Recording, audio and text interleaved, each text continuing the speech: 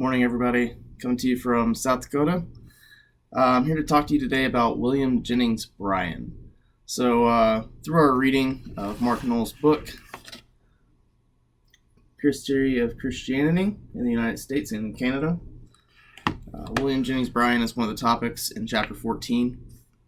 And I decided to talk about him simply because I have an interest in politics and he was a politician, so that's why I chose him. William Jennings Bryan was a politician from the Democratic Party. He was actually nominated by the Democratic Party 3 times for the presidency, even though he unfortunately never won, at least unfortunately for him. In addition, William Jennings Bryan was an ardent Protestant and fundamentalist. So he would side on the fundamentalist side if we're going into the fundamentalist and modernism controversy. So William Jennings Bryan, I'm going to talk about a couple things as far as what he did in politics and what he did outside of politics. So as a politician, like I said before, he ran for the presidency, but on top of that, he was a proponent for prohibition. He was an ardent opponent of Darwinism, and he saw politics as an avenue to help with social change and with continuing the fundamentalist ideals and Protestant ideals that he had. He served as the Secretary of State for Woodrow Wilson during his first term, and during that time he was an opponent of going to war. So he didn't want to get involved in World War I, and with any of that, he was a proponent of peace.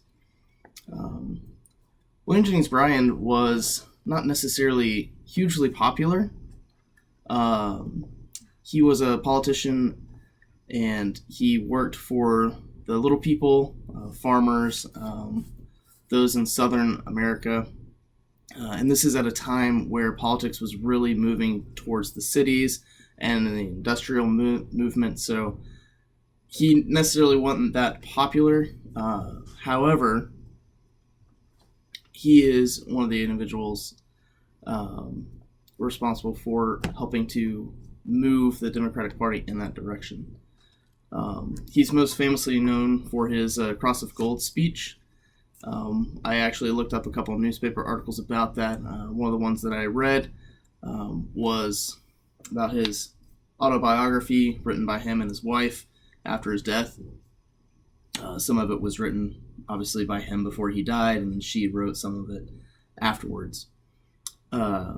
In this, he talked about his Cross of Gold speech and what he really meant by it, and it was really something that he intended for it to be something more along the lines of, again, kind of being a voice for those who didn't have a voice.